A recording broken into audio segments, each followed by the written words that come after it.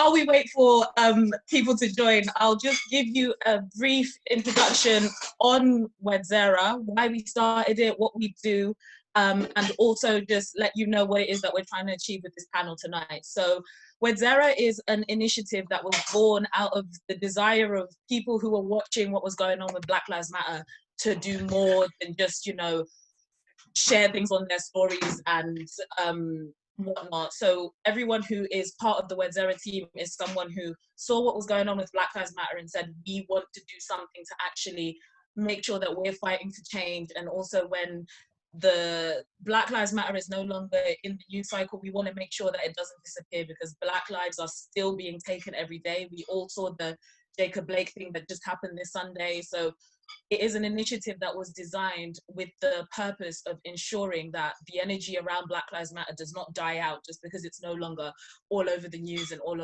over social media. And the main things that we do at the moment, we send out a newsletter every Wednesday. We'll let you know how to sign up to that at the end of this talk. We have an Instagram page as well, which if you don't follow, you can follow that as well. That keeps you up to date with a lot of things Black Lives Matter, and also keeps you up to date with what we're doing. And the most recent thing that we've done is this right here, which is a panel discussion series that we decided to launch recently. And this to us is one of the most important things that we've done so far, because one of the main things that needs to happen in order for us to overcome and to get somewhere with the fight that we're fighting is to listen to people's lived experiences, because you cannot get anywhere if you do not understand the battles people are fighting in their everyday lives. And the reason that we've created this platform is because every group within the black community lives a different experience. Just because we're all Black doesn't mean that we all struggle the exact same struggle. And that is the importance of this panel and this platform, is to show the diversity within the Black community and to highlight that we all have our own different struggles within the Black community, but also that we all have our own different beauties and our own different amazing experiences and stories. So this platform for us is just something that is so important, and we are so happy to have the 5 beautiful panelists that we have with us today, and we know that this is going to be the start of something really amazing. And I'm going to stop talking now because I want to enjoy this event, so I will hand over to the events organizer Tendai.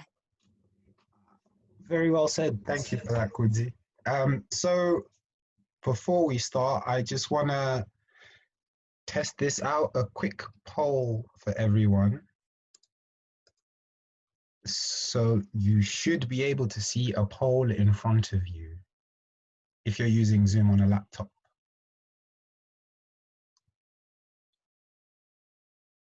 And I'll say about a minute to just go through the questions and vote.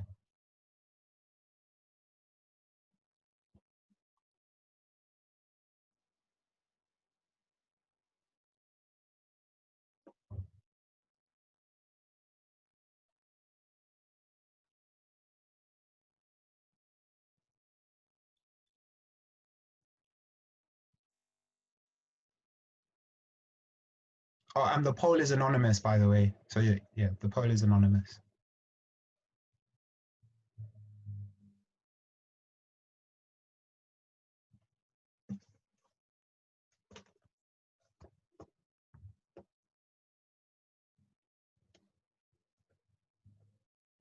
Almost there, couple more votes. We'll say 10 more seconds.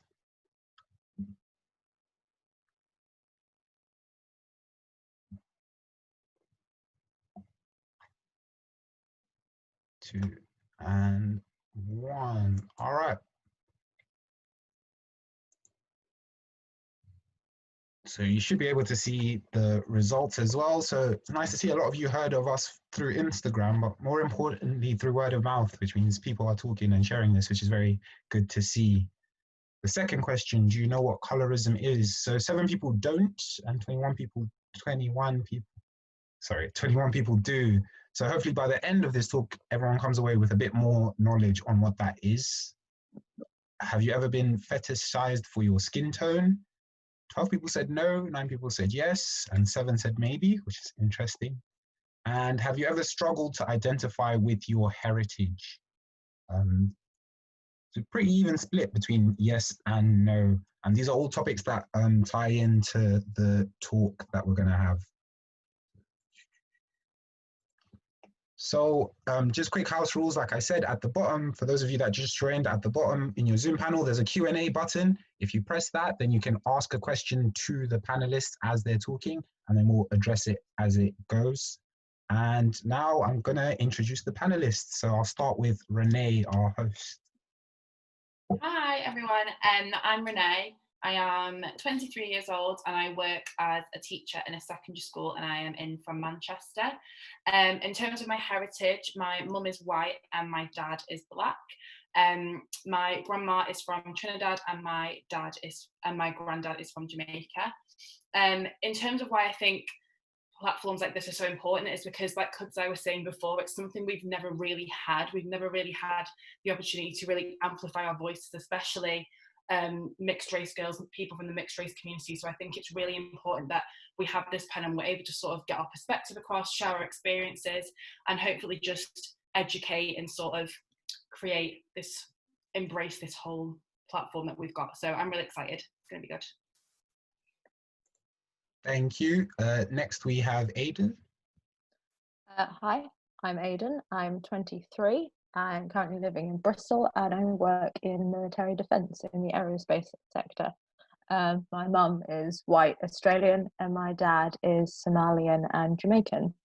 And honestly, I think panels and stuff like this helps people feel like they're not really alone. It's not really something we talk about, being mixed raced and lots of other topics that kind of seem hard. So it's really nice to bring it to the forefront and maybe kind of watch other people talk about it and then bring those conversations into our own lives. Thank you for that. Next we have Olivia. Hi, I'm Olivia. I'm 22 and I live in London. I work in PR and communications. My dad is black, Guyanese, but a little bit way back, there's a drop of Trini in there, and my mum is white British.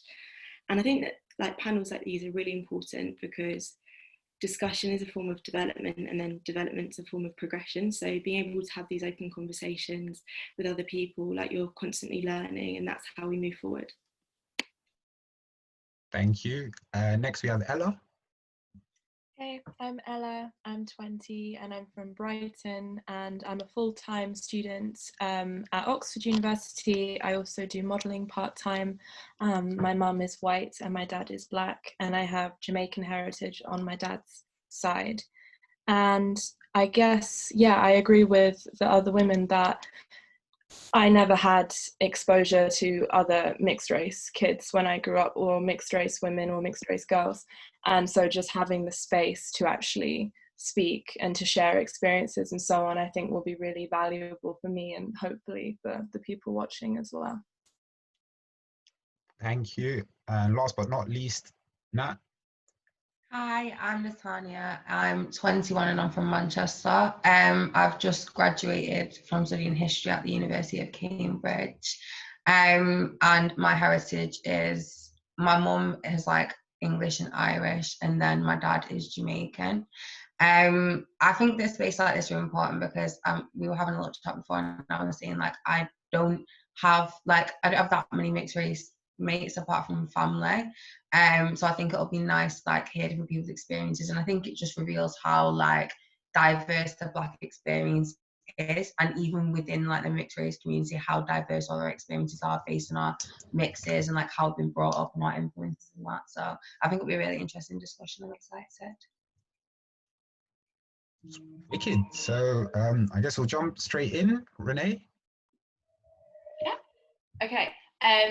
So in terms of how we're doing it, we've sort of got topics that we want to discuss, and then if you guys watching at home want to jump in with any questions or any comments, then we will sort of feed those into the discussion as well. So please don't feel like you can't comment or ask a question and things like that. So the first thing we're going to look at is colorism. So what I'm going to ask the panel is, what exactly does colorism mean to you? Because when we were discussing before, we were saying it can mean quite different things to different people, depending on maybe their experience or how they've been taught about it. So that is my question. What is colorism and what is it to you? How have you experienced it?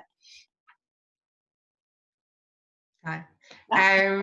So colorism for me is like, from looking at it in an academic sense, I've always understood it as being like, well, an ingrained mentality, legacy of slavery and like the plantation complex. And I think it's something that reflects white supremacy and the white supremacy system that we operate in, but also has been reflected and internalized within our own community, where like whiteness, your proximity to whiteness is something that is celebrated. But then obviously in a personal sense, that has been my experience, and like knowing that, being aware of that I'm treated differently within our community and like by white people as well as other Black people, because of my mix, and kind of, yeah, just having a different experience where you're not white, but you're not Black either. Yeah, I think that's been for me. I don't know about anyone else. Yeah, no, I agree. I think it's quite a personal thing. I think with me especially, it's almost like an internal thing. So if I'm in a certain situation, say it's with more white people, I'd be like, oh, do they think I'm like, am I not welcome here? Like, do they think I'm too Black, in those like annoying terms? Or if I'm in a Black community, I think, oh my God, do they think I'm not acting Black enough? Like, am I too white? Which is like always this internal struggle that I've had, because growing up, like I don't have a lot of Black friends, like I really don't. A lot of my friendship circle are white, and growing up, because my parents thought of from a very young age, I've always been with my mum, so it has been a very white community. So I think I've always struggled with this, oh, am I white? Am I Black? And I think it's like, you shouldn't have to identify with either or. Like, it's okay, like having a perfect mix of the two. So that's my personal view. I'd say definitely for me, like, it's 100% personal, but it's not something I think I noticed until we started using the word colorism. It's just not something my brain clocked. And then I started realizing, like, so I remember when my mum tried to take me makeup shopping for the first time, we literally could not find the shade at all. You can find super pale, or you could find like dark and Black skin, but that middle section, it got to a point where that you were just too tanned to be included in like everyday makeup brands, or you were too light to be included in like coloured, broader makeup brands and stuff. So it was almost like there's a middle shade. You're either light or you're dark, but there's a middle grade where like they'll assign you whatever suits the situation. But there's so many situations where you're like, but what am I? You've only given me two options. We're like afraid to say, well, you're brown or you're mixed, and like that's perfectly fine. We don't mind saying, oh, that they're Black or they're white. But I found that if you're anywhere in between, it's really hard to be like, well, they're brown. No, it's like they're light-skinned Black or something. So it's always been like, I haven't noticed it. But when people started saying, hey, colorism is a thing, then I was like, oh, hold on. Yeah, it's kind of always been there, but you don't realize it, especially since I'm like a lot lighter than like my family and stuff as well. I think like it's interesting the way you speak about makeup as well, because it's almost like it's something that's not particularly obvious, like it's not blatantly happening, but it's like those microaggressions that we have in society, like little things that will just sort of make you step back and be like, like why isn't there something for me? Like, why does it have to be either or? So I think like, especially like thinking of it from Black perspective, it is something that may not be that obvious to other people who haven't experienced it, but when you're constantly going through it and experiencing it every day, it's something that can really sort of wear you down in terms of how you identify, I think. I'd agree. I'd say like, as well as makeup, like hair is a massive thing. Just kind of having that representation, and obviously things are always bracketed into like Afro and European hair, and then finding like the balance of like where you fit into that, as well as kind of like just more generally, I guess it's just like a more subtle and covert side of racism. And I think again, like tokenism, ticking the box, like by saying that there's like a Black person without kind of understanding the variations and how vast and varied that can be. So yeah, I think that's what it is to me.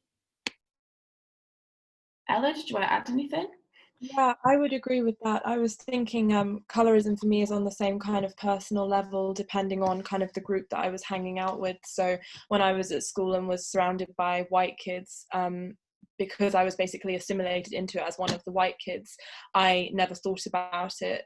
And then as I grew up and never really having that exposure to a Black community, it never really came into mind until I went to university and actually met people that were mixed race and people that were Black, and then realised that I wasn't Black enough to really be seen as Black in the university ACS or in things like that, and that I didn't feel I necessarily had any authority to speak up at those sorts of events because I would be better off because I was lighter, and I couldn't complain because I didn't experience racism or as a kind of general kind of thing. So yeah, I would say it's just never having that middle ground of a space actually for myself as a mixed race person. That's kind of my definition of it. And I think it's interesting because it's always that internal thing that if there is something happening, for example, with Black Lives Matter, even at protests and things like that, I think people would always question, I'd see like looks like, oh, like, is she actually going through a struggle because she's white as well? Like, how can she probably be going through a struggle? And even though no one was blatantly saying it to me, because it's just how I've sort of grown up and how I've felt coming in those sort of groups, I've sort of been like internally like, oh, like, am I actually meant to be here? Like, should I be like a bit quieter? Should I let someone else speak for me who has maybe been through a worse experience? So I think it's good that, like, especially having something like this, that it is affecting us as well. Like we are one half, we are Black also. So I think when people sort of brush aside like, oh, you've had sort of a privileged life, like you're fine, I think it's reminding people that no, we're not. Like, this is really affecting us as well. That was a really long rant there. What was I going to say? I was going to quickly say, do you guys find people box you into one or the other? And if yes, when do they box you into your white side? When do they box you into your Black side? I think that sometimes like the word or is used rather than and. It's like, do you see yourself as Black or white rather than Black and white, which is exactly what I am. And I've had that in all sort of environments, like debates with family and like with friends, and just kind of growing up as well. And people like, yeah, you're Black, but I sometimes say like, my mum's as white as yours, so why would you say that to me? And it's, you never want to discount one half of yourself, but I think that it's quite a common perception that you have to identify with either race, when in reality you're an amalgamation of the two. And it's sort of as well, like, how do you actually identify? So I'll get comments, like, especially when I was going like, oh, you're the whitest Black person I've ever met, or, oh, you're so white. But it's like, but what does that actually mean? Or, oh, I thought you'd be more Black. But I'm like, but yes, but what does that actually mean? Like, how am I meant to act? How am I meant to speak? So I think when people say that, especially coming towards a mixed race person, they expect you to be one or the other. And it's like, well, why can't I just be both? Because that's what I am. So I think for me, that's always been the annoying thing. It's that, oh, you're so white, like you're quite a white person. I'm like, no, I'm white and Black, because that is what I am. I think definitely. Sorry, Aidan. Sorry. Can I just interject with the question for all 5 panelists, just as a dark-skinned Black woman, and obviously we're discussing colorism at the moment, I want to understand that, because obviously colorism, to me anyway, colorism is the kind of, it's internal racism. So it's the fact that within the Black community, lighter is seen as better. And that's obviously, you know, because it's closer proximity to whiteness. And we've been taught that white is right, white is great, white is better. So as a dark-skinned Black woman, I want to know, as mixed race women, have you found yourselves kind of, because of colorism, being fetishized or kind of glorified by dark-skinned people? Because, like, have you found dark-skinned people saying, you know, oh, you're so lucky you've got, you know, the light skin and the light hair, and, or have you found, you know, dark-skinned men kind of pitting you against dark-skinned women and saying that you guys are better because you've got, you know, the long hair? And I'd be really interested to know your experiences within the Black community of kind of like this idea that white is better, so because you're in close proximity to whiteness, have you been put on a pedestal essentially? I think definitely in terms of dating, it's like, in terms of dating, like, especially when it's dark-skinned men, like, okay, I pretty much only date Black men, like, that's the way it is, but like, I can't, when I'm dating someone, it's always like, I always have that question like, are you dating me for me, or is it because I'm light skinned? And like, you're always waiting for them to make a comment about like my color or being a lighty. I hate that word. Like, I feel like fetishization, you can't, sometimes it's so ingrained that you might not even notice it until you're at a stage where it's like, hang on, I don't want this. I think in terms of dating, it's heavy, like it's very problematic. I think a lot of light skinned women have experienced it, but at the same time, like, I know like it's a problem in my life, but I also don't want to sit here crying about it, because dark skinned women have in my eyes, a much bigger plight and a much like more difficult situation to deal with in terms of dating and that feeling unwanted and whatnot, whereas like we're dealing with the other side of it, which is also like being fetishized and sexualized in a way that just shouldn't be done to anyone. Do you know what I mean? Is this like, has anyone else experienced that? Yeah, I've definitely been like, I think I must have just turned 18 or something when we went to our first club, and I just remember this guy going up to me going, "You're really exotic, aren't you?" And I was like, "What? Like, am I a parrot? Where? Who are we saying exotic to? What bit is the exotic bit?" Or like I've had people go, "So what are you, like, where are you really from?" kind of thing, and I'm like, "Well, I'm English, but like, if you must know." And then when I say my mix, I'm like, "That's a really interesting mix," and I'm like, "But why is it interesting? We have planes, we can go anywhere we want to go." Like, it's that whole idea of like, the minute you add like a drop of white to something, but if there's something else, like white is apparently boring, but the minute you add something else to it, they're really interested in that. Especially if you're like lighter skinned, they seemed interesting, because it's like, but you're almost white, so why aren't you quite white yet? What's that extra bit? And it seems to be like just enough for them to like tolerate it almost. It's like, oh, okay, like, you're not completely black, or like, you're not completely foreign, like what I don't know. I can handle like white with a little bit of something in it. It's about being palatable. I think it's a palatable amount of blackness, and it's like, that's what they find interesting. And also being half white, they have something to relate to, in a sense, like you have that shared level of understanding in their eyes anyway, and it's like, but just enough to make you interesting. And that's what you just become a thing that it's like an object of interest. And I think it's also problematic. I've definitely I've noticed my darker skinned friends don't get that. Like, if they say, "Oh, I'm from here," people are like, "Okay, cool, like that, I'll accept that." But I've noticed like I'm lighter, and people should be like, "Yeah, but where are you?" Like, come on, let's keep pushing, let's figure out what this kind of slightly tanned appearance is.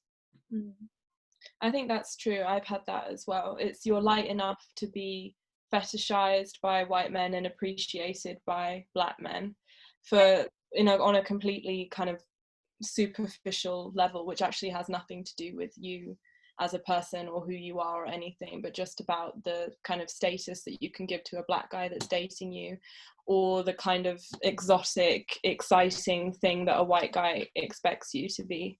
And it's disappointing from every angle.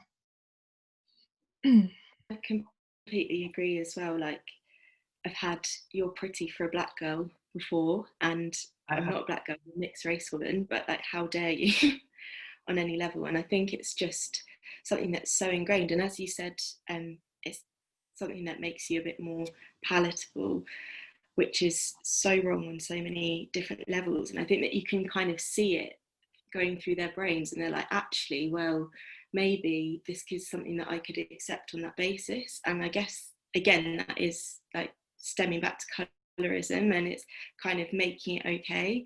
It's an introductory starter pack to like black culture, and like, you can go through a mixed race person to get that, and I think that's so wrong. Absolutely. I've definitely experienced that as well, in terms of like dating. It would be like, oh, like, I don't usually go for black girls, so I don't usually go for this type of girl, but you don't look that black, so that's why I'm open to dating you. And it's just like, you shouldn't be allowed to just sort of dip in when you want to, just because you think the girl's pretty, or like, oh, like, I'll try and get a little taste of it. That shouldn't be what it's about, I think. So I definitely relate to your experience on that level. I'm just going to pause for 1 second, because we've got quite a lot of questions coming through, so I'll just like dive in. So one of them was, do you ever personally feel more connected with one side more than the other?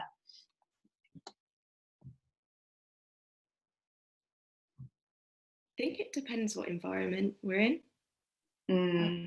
If Yeah. I'm surrounded by loads of white people, I'm in a white environment, I probably connect more to my black side, and vice versa. I would say depends on where you are, 100%. Do you think it has, sorry, Amy, go on. I don't think I've ever had that. I don't think I've ever like connected to my black side, purely because I've always been surrounded by white people in school and wherever I was just constantly surrounded by white people. And then when I did actually find some like black friends, I remember one of my black friends, like one of my oldest friends, is like a brother. 3 years into our friendship, he meets my dad. My dad is black, and he goes, "Hold on, you're not white." And I was like, "We've been mates for 3 years. How have you not known?" And it's just the fact that like I've kind of had comments like that, so it's like, well, I don't really feel black. I don't have like curly hair anymore, and I don't have like stereotypical black features. I'm just kind of tan. Like, people ask me what self-tanning product I use, and like when I'm walking about, like I just slap this on in the morning, or like I've had people assume I'm Italian and stuff like that. So I don't think I've ever had, like, I think if I probably had like more black friends or whatever, I might have had that environment, but I just never got exposed to it as kids, so I never felt like I was worthy of being like that black side. I don't think I like didn't feel like I earned it. Yeah, no, I relate to that as well a little bit, because I'm very much like you, Aidan, I just grew up surrounded by a lot more white people. So again, school, I was like one of 2 black people in the school, same with secondary. So I think it wasn't that I wasn't connected to my black side, it's just that I was surrounded more by the white side of me. So it wasn't that I wasn't even thinking about it, it was just almost like subconsciously, naturally, I was with more white people. And it's only really as I've got older that I have started to connect with my black side more, and it is something that I am still working on to this day, because I want to be more connected to it, because I'm obviously so proud of it. But I just think, like, depending on who you've grown up with, like what area you were based in, like who you are friends with, I think that might have an impact on which one you connect to more, maybe. Nah?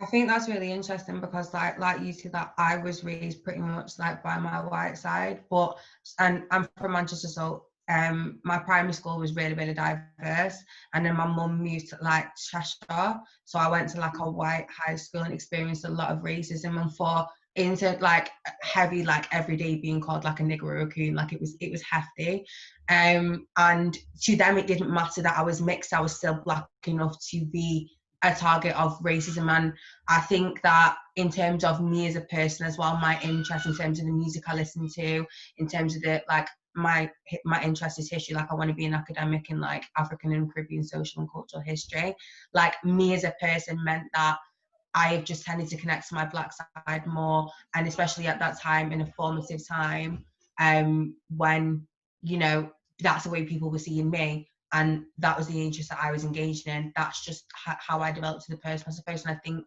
in terms of my blackness, that is something I connect to more, because that's the bit about myself that I love. One of the things about myself that I love most. So yeah, it's interesting. I think that proves that all of our experiences are so different, despite us being raised by like the white sides of our families. Like, we still see our blackness in different ways based on environment and whatnot. And I think that just goes to what you were saying before, like the fact that like every black person's experience, every mixed race person's experience is completely different. And I think sometimes people will sort of put us in a box and go, oh, like you must be experiencing the same things, like your experience must be exactly the same as each other. So I think it's again amazing that we can just sort of talk about how different our experience has actually been in terms of colorism and things like that. Oh, sorry everyone, I know there's loads of questions, I'm just ignoring them. What are your views? Oh wait, no, I've missed one there. So colorism is this is another question. So colorism is any discrimination based on skin colour, ? Which can be both positive or negative discrimination. What would be a definition of positive discrimination?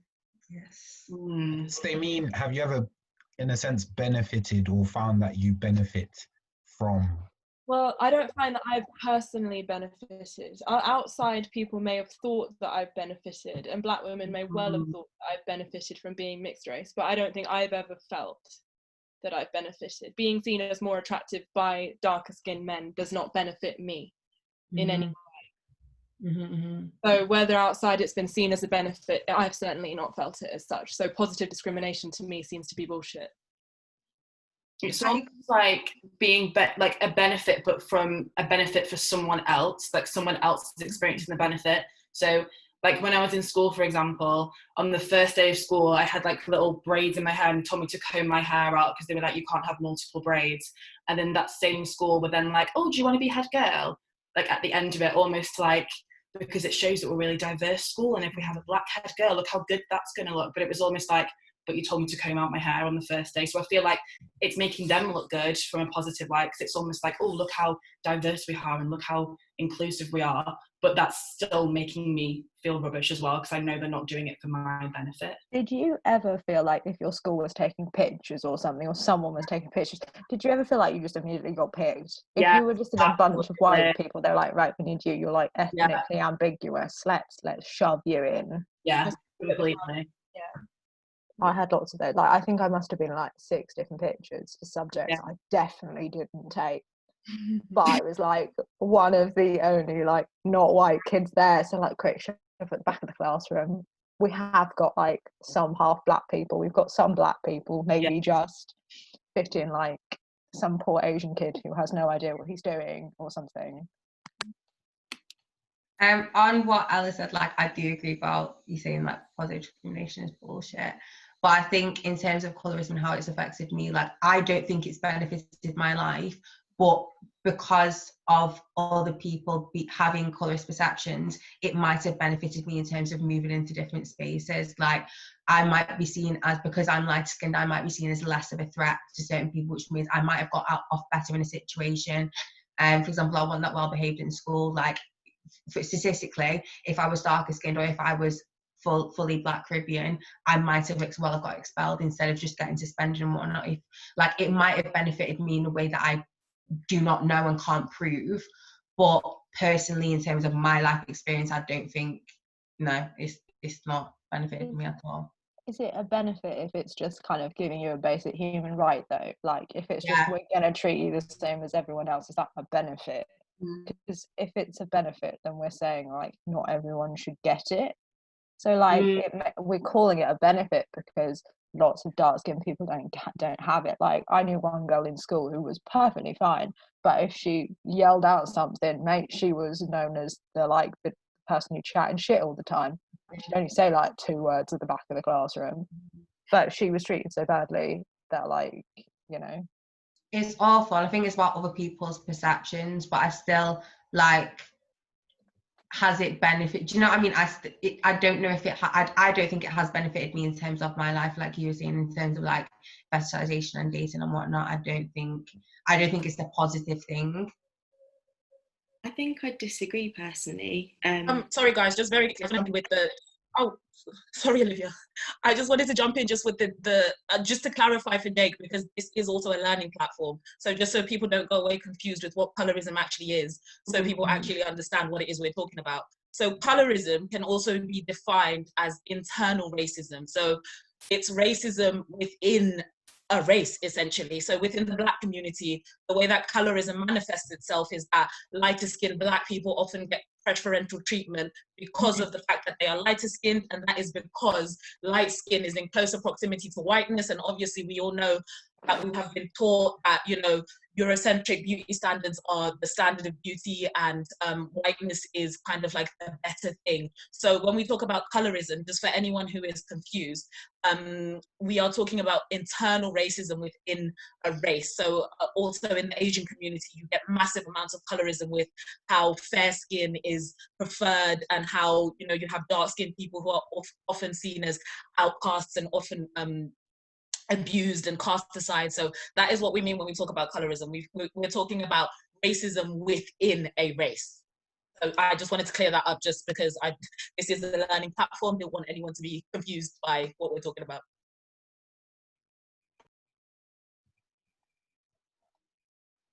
I was going to say that I sort of agreed and disagreed with everything that people have just said, in terms of, I think it'd be really naive of me to think that I never have benefited from the colour of my skin, whether I've realised it or not, as I've never spent a day walking in the shoes of a dark-skinned woman, so I don't know how their experience is, how it differs to mine. So I don't think that I'm qualified to answer that question, to say that I haven't benefited, because to be honest, I really don't know. Okay, I'm going to push on with a few more of the questions. I just want to make sure everyone gets their question answered. So this one is, what are your views about bleaching in the Black community? It's quite a hard hitting one. I mean, it's awful. Like it is awful, and like it just shows how ingrained like the mentality is that Blackness is something to be ashamed of.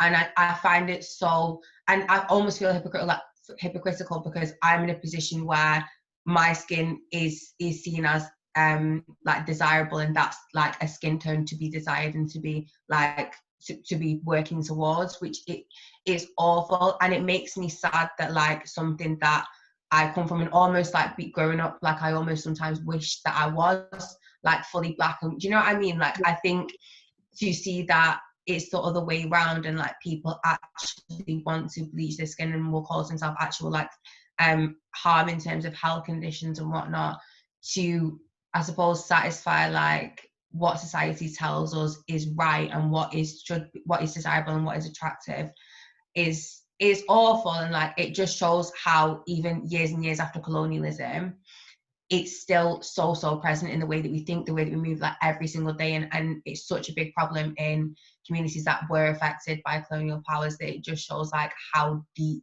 white supremacy has got. Completely. Oh, Nat, there's a question for you here. So to Nathania, you mentioned you only date Black men. Why is that? I think based on previous experience, and as well, like I'm after like a level of understanding, and I think that I've always got a fear. I just have a fear that, you know, like 10 years down the line, I'm married to some white man, and then he calls me a nigger in an argument. Like, what would we do? There's so many, and I just see so many like interracial relationships, not just in person, but like, you know, online and whatnot, where it's like, it's so problematic, but you're the person so in that they can't see it. I just wouldn't, I just don't think that I would feel comfortable. And I would like to, like, I love my Blackness, that's something that I love about myself, and I want to find someone who has similar interests as me, which would likely be to do with Blackness. And I can't really see like that being a white man, unless it's a white man who loves reggae and like loves Caribbean African history. Like that's then problem. Do you know what I mean? It's just for me, like that is just what I imagine myself to have in the future. Yeah, I hope that answers the question. Olivia, there's a question for you as well. So why is it you think you connect more to one side when surrounded by the other side, and vice versa? I think it's about, I don't know, feeling at home like with the rest of people. Not that I'd ever feel kind of out of sorts like being with the white side of my family or the Black side of my family, but it's about feeling comfortable. And I know that, for example, at school and at university, I grew up in like a lot of white spaces, and I know that like one of my best friends at uni, like we bonded over the fact that we were mixed race and a Black girl in an environment where it was predominantly white. So it's kind of having that connection with other people. But to be honest, like with the Black side of my family, I've always felt completely comfortable. And I think it's also understanding that you're like mixed race as well, so having like a slightly different experience. It's like knowing that obviously you can see what it's like to grow up with two completely different races, and you've had an amalgamation of experiences. And I think that it's kind of, some people don't understand that. And I think that when you're around some people who maybe don't appreciate that, it's quite difficult to feel comfortable. And I think it's when you're around people who kind of accept that, that you just, probably feel a lot more at home, I guess. Okay, so another question. As a mixed race person, do you feel a need to back the minority side depending on the environment you are in? I think there's only been a couple of times, I assume we're going to talk about like the Black side being the minority if I'm like surrounded by white people. Only only felt the need to do that if I've noticed the white people I'm around acting like slightly racist, to put it politely. Like, I had a friend at uni, I say friend, he was very lovely, but we lived together for the last year, and he felt it appropriate to yell Biggie and Tupac at the top of his voice. And when I say white boy, I mean like from his dad's from the military, and he's very prestigious and all this blah blah blah. I've got old money. Like, no problem to him, like, good for him, whatever. I have no problems with him. But it's the fact that at 2 a.m, if I have to hear you yell the N-word from upstairs, I'm coming up there. And I don't care if you want to, like, call me the angry black woman, because I'm going to tell you to sit down and shut up, because it's not appropriate. And I feel like there are lots of times where I've been the only one with even an ounce of, like, black in me in a group that is doing something that's totally not appropriate, and I feel like it's kind of like my duty to be like, well, no one else is gonna like tell you this is wrong, and if one of your white friends tells you this is wrong, you'll laugh it off, so I'm gonna have to step in and almost like mother you to tell you that this is not okay. And I feel like that's the only kind of, it's only happened like a couple of times, but like they're the only times I felt like I've really had to stand up, like, hello, not just like one of your white friends here.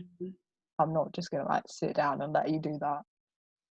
I completely agree. It's definitely the validation of casual racism in the space. And I think that if you obviously don't comment on that, or you don't try and change the way that people speak, or the terms that they use, or the kind of tropes that they perceive black people to be, or mixed race people to be, you're letting like half of yourself down. So of course you're going to have to kind of stand up and be that person, even if that makes you bad cop, or even if that's you killing the vibe in the situation. Like, I think that it's so important to kind of try and educate people as much as you can, and don't let ignorance inform other people's perceptions who might be a lot more malleable than you.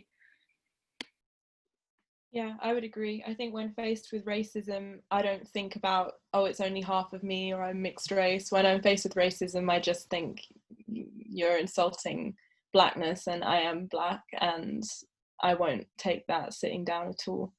So it's always important to say something. And I think it becomes someone attacking who you are, and you just have to respond. I think like that goes back to the idea like we can't just pick a side. Like, in a racist situation, I can't just go, well, actually I'm white today, so that doesn't apply to me. We can't do that, because, you know, we are like, for me, I think again about terminology, like, I am a mixed race black woman, that is who I am. And like, I can't, in terms of, you know, whether you're going to say something or not when you're experiencing racism, like, I think we have a responsibility to, as a black people, regardless of whether you see that like a mixed race or whatnot, like, we have a responsibility to say something, because why wouldn't we when it affects us just as much, like, you know, just as much as it would affect anyone else.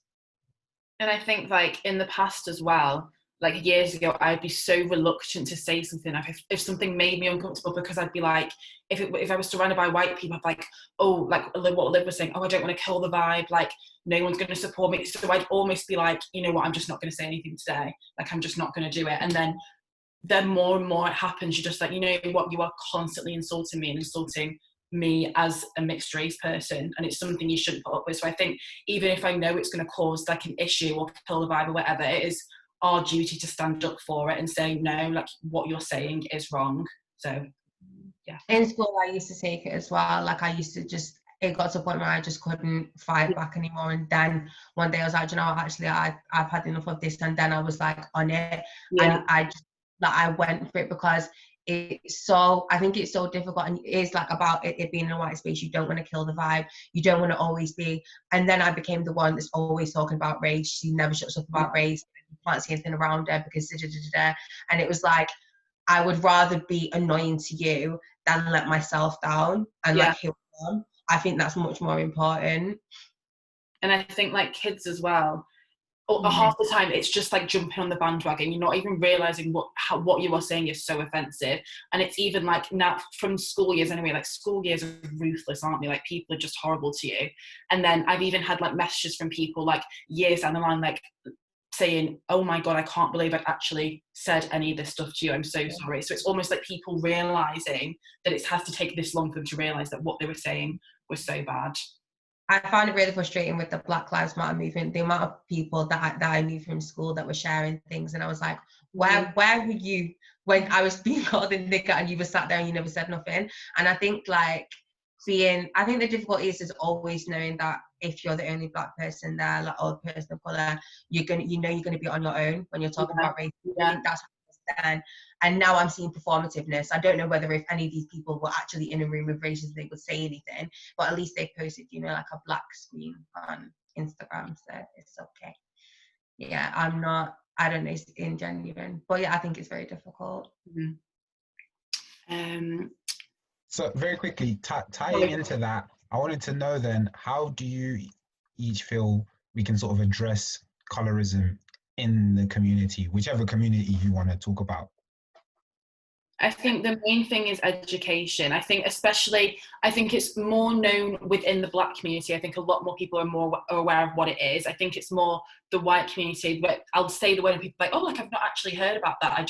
I'm not even sure what it is. And I think when you begin to explain it, then people actually realise that they've been doing it subconsciously, they've done it in the past, and it's then they can sort of learn from what they have done and then start to change how they are speaking, change their actions. So I think just talking about it, I think sometimes with race colorism people think it's such a taboo subject, like, oh, we shouldn't talk about it because it could cause offence. But I think the more we normalise the conversation and the more we talk about it, like the more normal it becomes, and that's like one of the best ways to tackle it, I think.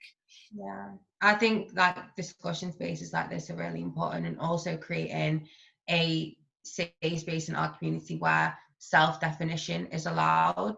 And I don't mean like Rachel's as well, like self-definition. I mean like where we can identify as people, and it doesn't have to be you're either Black or you're white because of this. I feel like a lot of people, the majority of people work off a stereotype of Blackness. I'm talking about Black people and white people. White people have obviously a very negative stereotype of Blackness. I like listening to type of music, the gangster, whatever negative stereotype that white people have. And I think that is obviously when we see it applied to us. Well, you're not Black enough. You're a white person. You're quite white for being a Black person. That's that thing. And I think in the Black community as well, especially like, I know our age group, I see this kind of cut out of what Blackness should be. You have to be from a certain type of place. You're probably West African. You listen to a type of music. You're going into a certain type of career. And I think that not having to be, it don't have to be binary. Do you know what I mean? Like allowing self-definition. I don't have to listen to a certain type of thing or look a certain way or have my hair a certain way to be Black. I think just allowing people to say, this is who I identify as. Like me, like I said before, I'm a mixed race Black woman. Whether other people identify as mixed race or Black or whatever, I think that's really important in terms of tackling it as a problem and just moving forward with the, you know, other issues that we are facing as a community. Absolutely. Did anyone else want to comment, or should I go on to another question? Yeah. Okay. Do you find more difficulty with racism in childhood or as a young adult? That's a good question. I don't think I noticed it in childhood because I was a child. I know that sounds silly, but I was pretty much in my own world. Like if you like, I still remember being a little kid and I was like colouring in some picture and I was with my dad and I was like, I asked him like, can you pass me the skin coloured pencil? Because in my head that's just what, like this weird peachy tone that no one actually is. And I remember my dad pausing and going like, what's that? And I was like, that one there. And he's like pointing at it like, you are aware that like skin is more than one colour, right? And in my head, because I'd just taken up all this media and TV and whatever, and people I was seeing on TV didn't look like me, and like they were mostly white or fictional characters. Like I read a lot of books and things like that. I was picturing everyone as white, but I wasn't thinking about it. It was just kind of like in my head. All my friends were white. All my friends' parents were white. So I'd never seen kind of racism that I could tangibly think of. I'd never outwardly seen anyone go, I don't like you because you're Black, because we don't do that. And racism is such an undercurrent thing it's quite rare to kind of, I feel like when you're a child, to be able to see a form of racism that you can understand is because of someone's skin color. We're not born understanding that one color is supposedly worse off than the other. I knew that I grew up in Stockwell, and I knew that people around me, my friends, would be scared if they came to my house. I didn't know why. I knew that they would be freaked out if they came to a council estate. I had no clue, but I just knew that I wouldn't do that. I wouldn't bring them around, because it would be like groups of like young black kids, obviously, who lived in the estate and had nowhere to go because they lived there. But I just knew that like you didn't bring your white friends around there. I didn't think of it as racism. But now I'm older, I'm like, oh shit, like it's everywhere. I think it's definitely something like in hindsight. So like what we're using, it's something that like you not notice, but then when you think back, you're like, oh my God, like how did these things actually happen to me? Like, and it's not, again, not things really obvious, but it'd be like little things. So my mum would like take me to a hairdresser's, and they would like sit there and they'd be like, oh no, I don't know if we can do her hair, and then like bring someone else over and be like, oh no, like I don't think we do that there. And it was just like little things like that that sort of like eat away at you. Then when you look back as an adult, you're just like, oh my God, like I did experience some shit when I was younger, which is sad. And then I think now it's still not as blatant, but I notice it a lot more. So even like little things. So me and like my boyfriend, we're like interracial, so he's white, I'm mixed race. And even like when we go down to like my mum's neighborhood, we're like going for dinner, I'll still see like people like oh, like that's strange, like interracial. So it's just little things like that that I would say I noticed, and then in hindsight, looking back as well. I think the looking back is, sorry, Ellie, you go. I would agree with Aidan completely about like just being completely inundated with whiteness, so having no kind of concept of racism, because I mean I would love to have my hair straightened, to look more like my mum. I went to a school where I didn't know anyone who was black, so it was not at all something that I thought about until I got older, and until I had more active like forms of racism and bullying as well. Because yeah, on the TV with the dolls that you played with the way that you wanted to look and everything, it was not something that ever crossed my mind as a child. No, I'd say things are like a little bit different for me, because I remember vividly on my first day of school, got called a chocolate poo, which was nice. So I think that kids are a lot more over, and they'll like point out your differences, and whether that's just through intrigue and that can be kind of addressed and changed for people's perceptions as they grow up. But then I guess as you get older, it evolves into something a lot more subtle to, oh, well, you have to tread on eggshells around her, she could be a bit scary, or she's a bit sassy, just give her an opinion. And yeah, I think that that's wrong, and I feel like it is present, but I think as humans do, as you grow up, it matures into something a lot more subtle, and it's a lot more hard to identify. Yeah, I was just going to say, well, I agree. I think it was a lot. I think the hindsight thing's really important, especially about childhood. Like, my grandparents told me when I was growing up that like mixed race, my white grandparents told me that mixed race black children are the most beautiful children in the world. Me at the time, I wasn't deep in that was problematic. Now, upon 21, I'm sitting here thinking, well, that is, do you know what I mean? And like, there's a lot of things in my childhood that now looking back on, I'm like, that was a problem, but you don't notice it at the time. And I think, like you said, like, kids are brutal. Like, I think we all would have experienced racism in high school and whatnot. But I think that when you get to an adult, the majority of people, you would like to think, you don't really get called like the N-word on the daily. It's more subtle, and it's microaggressions and that. And I think you do really deep in your maturity how ingrained racism is and how overwhelming it is, I think, actually, because having experienced it like a lot of us have for the majority of our lives, and then noticing that you might not have thought that you experienced it in childhood. Well, actually you did, you just didn't know that it was racism.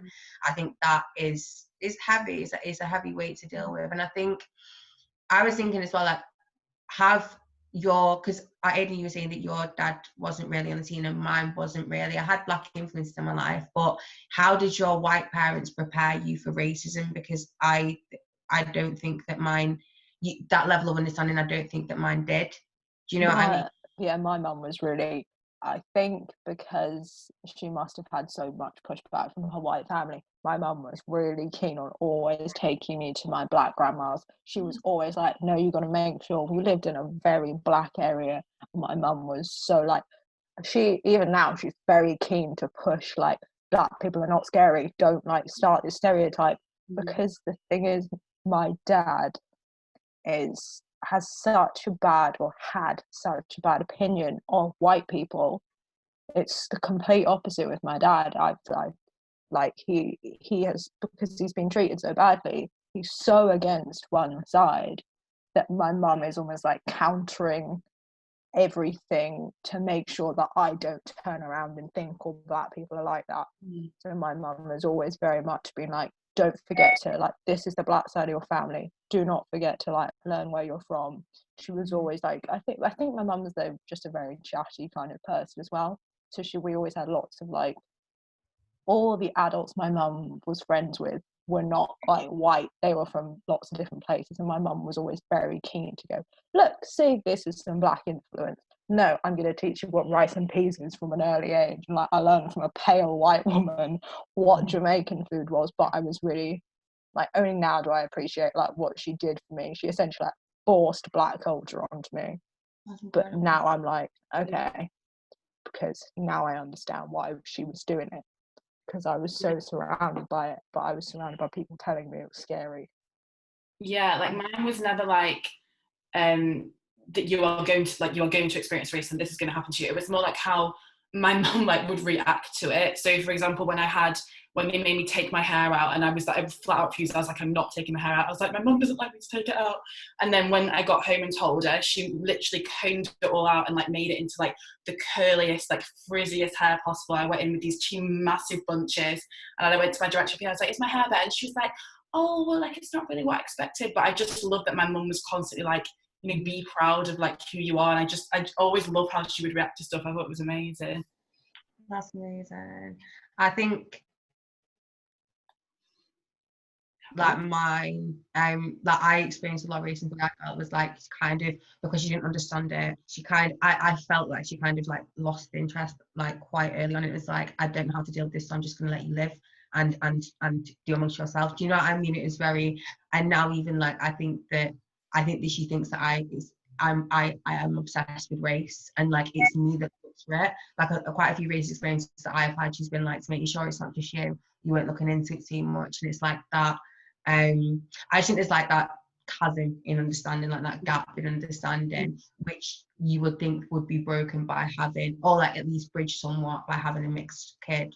But I don't think that it does in every case anyway. Like that's amazing that your mum was just so like forward with it, because that's the thing you did.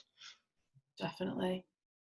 Liv, Ella, did you want to add anything, or did you want me to move on? I was just going to say, like, I think that my mum found it really upsetting and hard and difficult, and I think her, like, it was a big point of sorry, like if I ever experienced racism, it was something that she knew that she could never shield me from directly, so all she could kind of do was prepare me for like the various perceptions that people will have of me. And I've been so lucky to grow up with both sides of my family on my doorstep and like being around them consistently, so I've had a really kind of rounded view and mixed experience. But it's just kind of for the people who haven't in the real world, and I think for her it was just heartbreaking. So yeah, it's difficult.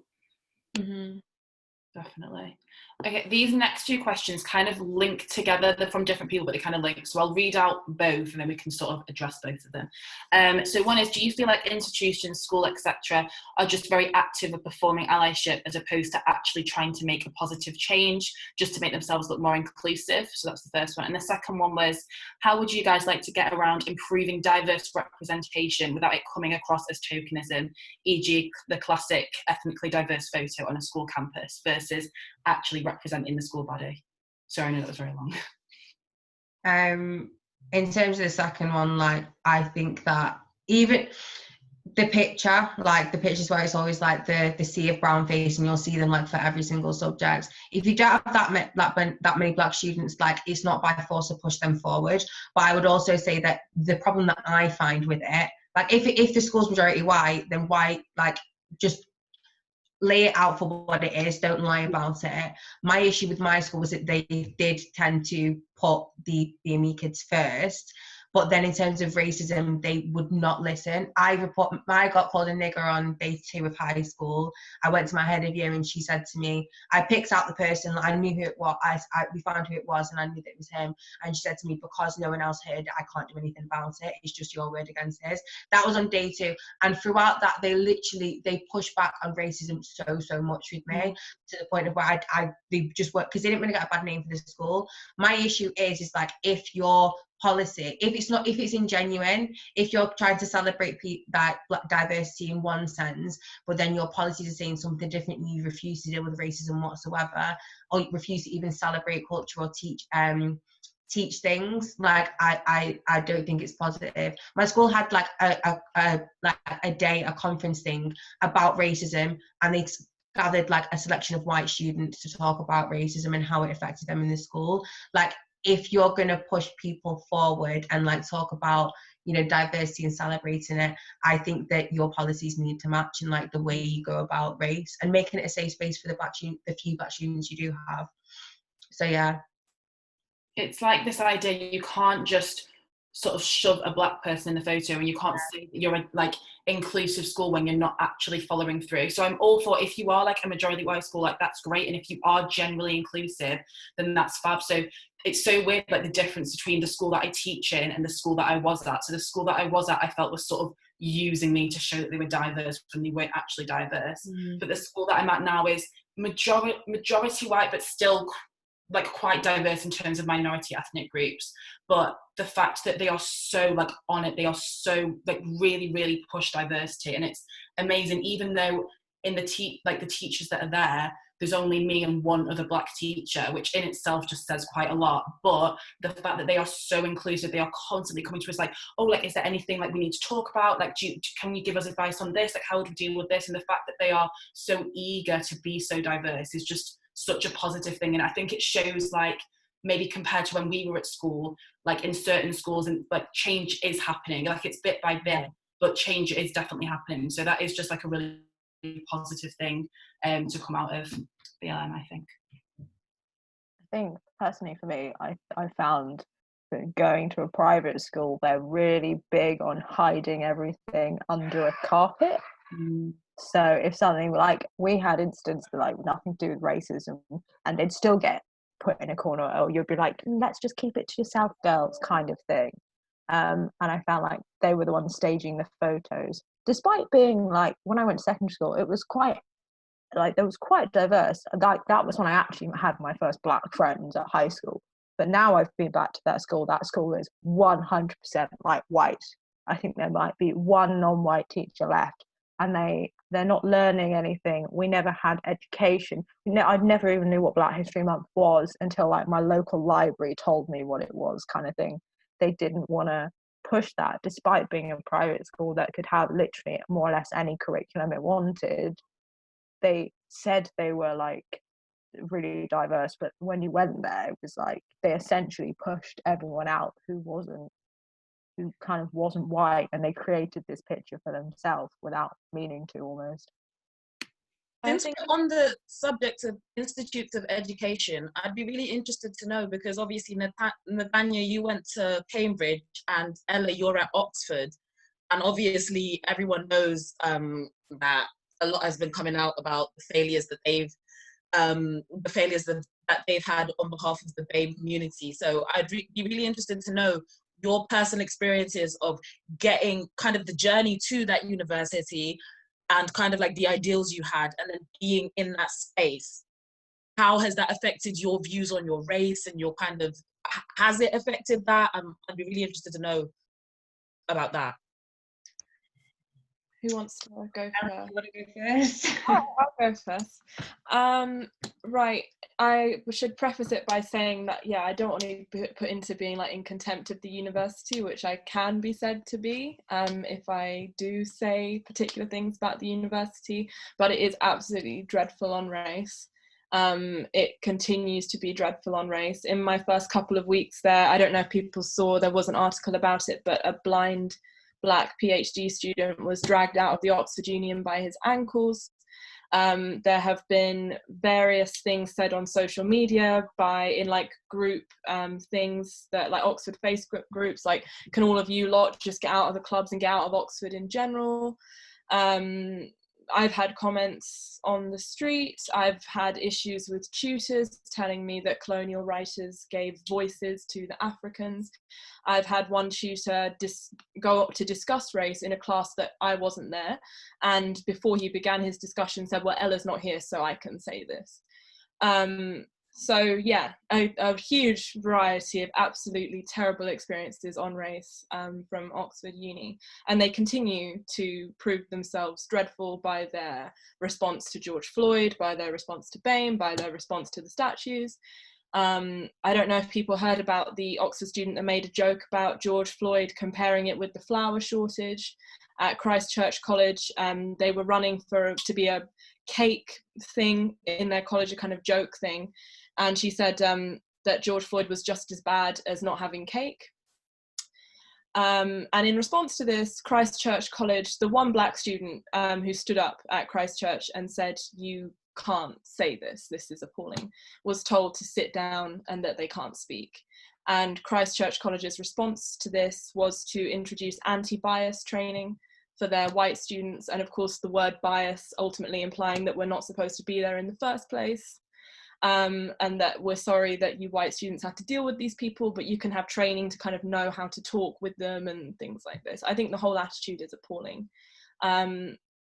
So not to rant, but rant away. Not to rant, but yeah, I think the attitude is, Oxford is appalling on race. We have a good ACS, and we have a tiny minority of black students, but who are very vocal and who are trying to kind of change how things are done. And thankfully one of the statues at Oriel is being removed, but it's kind of going day by day. And what it has shown me about my race is that light-skinned or dark-skinned, to a true racist, you will always be black, and there is absolutely no getting away from that.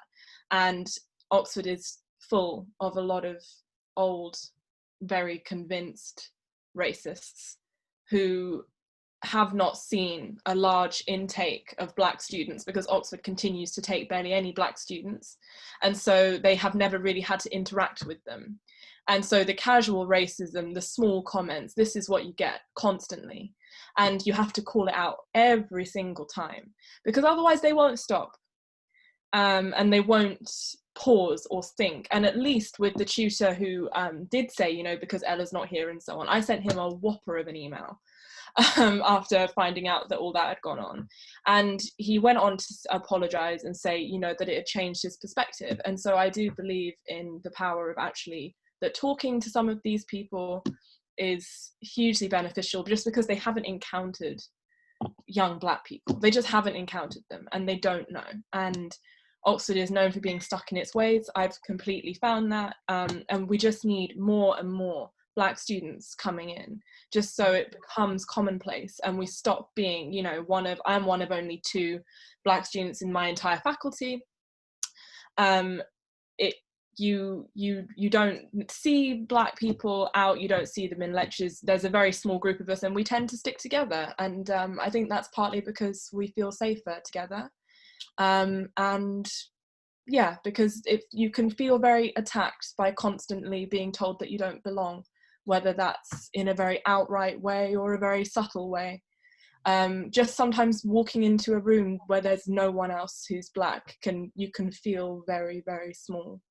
And so, but you have to, if you don't do it, then there won't be the change in the institution. So that's what I've learned at Oxford, is the power that one person can have, and also the importance of the black presence. And yeah, that even if it's small, just us being there is in and of itself an achievement. So yeah. Well said. I can't follow up from that, like, I'm sorry. Yeah, Cambridge has been, it's not been that bad for me. I know that other people have had experiences, but I think that I've been very lucky, I suppose, in my experience. I don't think I've experienced a lot of racism. I have experienced, obviously, being one of two black people, like black people in my year. There's like seven of us out of 700 at Trinity. The access problem is wild, and especially the access problem in terms of the majority of black people being from London or private schools or grammar schools and whatnot. But in terms of race, like, I know that a lot of people have experienced a lot of things, but I think with the university itself, I was on the ACS committee for 2 years, and watching the number of us, the number doubled in just 1 year, increased by 50% in just 1 year because of the work our ACS was doing. And in the 3 years that I was there, things changed so much. I think that the spaces that I put myself in, what majority being me a lot of the time. So I surrounded myself with people that had similar experiences. So I never felt as much like I was on my own, or I never had bad experiences in supervisions. I always had really good supervisors. The only issue I had was I had an issue with an examiner in first year, treated me really badly. She screamed at me across the exam hall, thinking she treated me so differently to everyone else in the exam. She wouldn't let me go to the toilet at all, let everyone else go. And then she screamed at me at the end of the exam, like shouted across the room, because she thought I was leaving when I was just putting my paper in a bin like everyone else had done. I had people coming up to me after the exam saying, like, I don't understand why she treated you so badly, like, I don't understand what was wrong. I was the only person of colour in the exam, and like my head of subject took it really far, and she had to do all the retraining, which was like, every experience that I've had has been met positively. And for what I see, Cambridge are doing a lot to try and I suppose make Cambridge more diverse and more inclusive and whatnot, but it still doesn't mean that, you know, things don't slip under the cracks. I think a lot of things with prestigious universities that they want to, if anything bad happens, it's very hush-hush. But I think the experiences that I've had are showing that I think it depends on the people that you deal with, in terms of positions of superiority, and the ones I've dealt with have been relatively, pretty positive actually. So I'm lucky. But yeah, it's not, Oxford is a different story. That's bad. Sorry, I do see there are loads of questions. I do see them. I'm not ignoring your. Oh, is there a lot? No. Wait, there's plenty. Okay, where am I up to? Okay. Do you think growing up in a predominantly white community has made you disconnected from your Black heritage and less aware of the experience of trauma or racism? If so, how have you personally bridged the gap?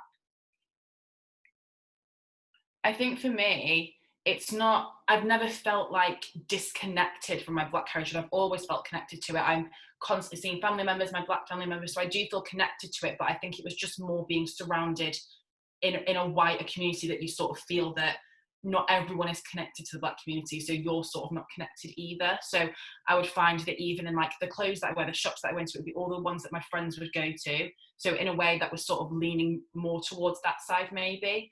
But I think in like relationship, like being aware of like trauma and racism, like I'm still so aware of it, and like even until today I still constantly are trying to like educate myself and learn so much more. But it's even, I think some people forget that one half of us, like one of our parents is Black as well, and I will hear the things that my dad has experienced, and that internally that affects you as well. So even things, there was like literally last year my dad went to a music festival in London, was stopped by the police. Him and his friend was literally like handcuffed. You'd done nothing wrong. The police were like, you were looking at us wrong, like we've seen drug dealers in this area, and we're literally handcuffing them, putting them in the police car for no reason. And it's things like that, they affect you. That is your family that is being affected. So I think you are always aware of the trauma, and I think when things like that happen, you sort of like, my God, like will that ever happen to me? Because obviously I'm mixed. Does it depend?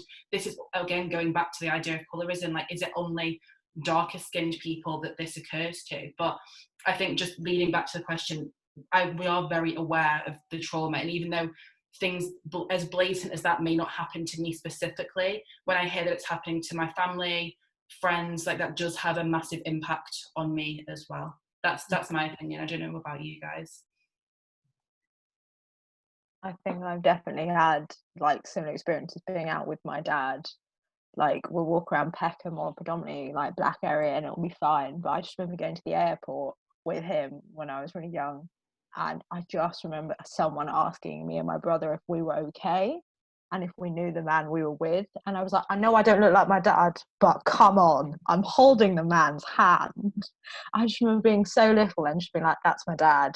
And because I don't have the same last name as my dad, it was like I was just met with this kind of like look of, and I remember them speaking to my dad and my like getting really, really like on the edge, and I had no idea what was going on. I just was like, I thought someone's asking me why I'm with this man, and in my head that's my dad.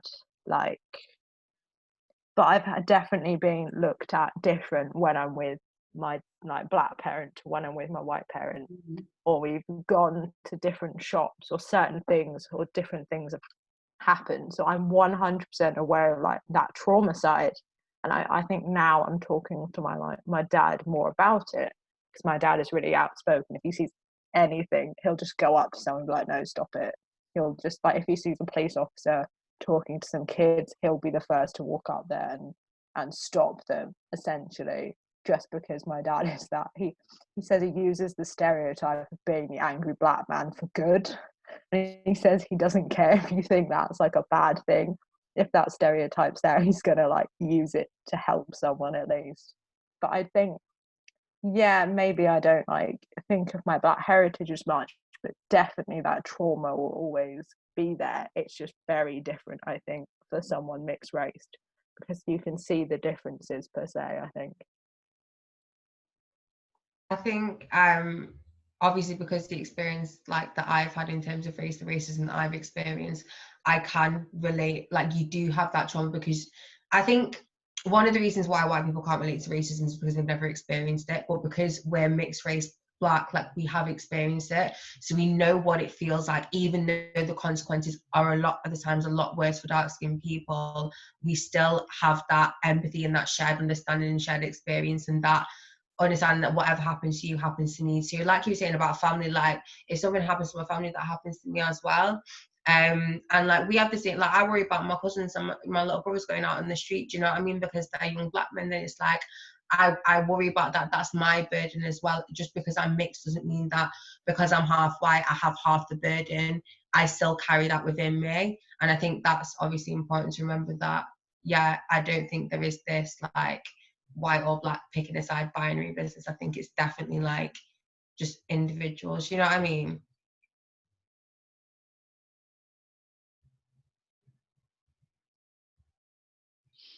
You're on mute. Sorry. Did anyone want to add, or should I move on to the next question? Move on? Mm-hmm. Okay. So this is going back to beauty standards. So in relation to colorism and beauty standards, have you as mixed women ever felt the need to be presented as more white? In my experience as a mixed woman, I felt the need to perm my hair straight once I started high school to make it look better and more manageable. Yeah. 1,000%, yes. For years.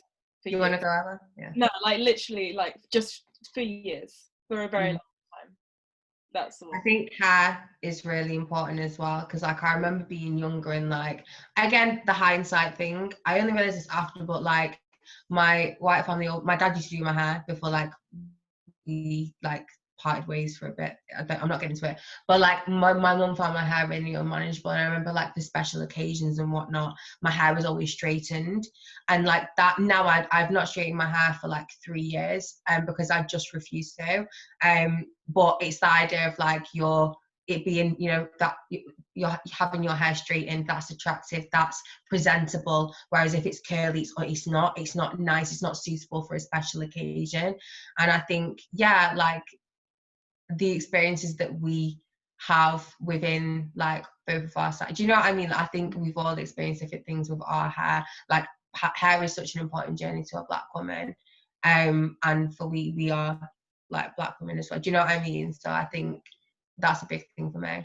I've definitely I experienced it so much when I was younger. Like I was obsessed with having my hair straight, like absolutely obsessed. Like I would get like a perm to straighten it, like would like ask for straightness for Christmas because I was just obsessed with having it straight. And I think even then, again, back to in hindsight, I don't think I thought that I was trying to be more white. I think I just wanted to look more like everyone in society, which obviously is more white. And it's only been probably when I went to uni that I've just embraced my black side. I absolutely love my hair, like I'm obsessed, and I don't think I would ever straighten it again.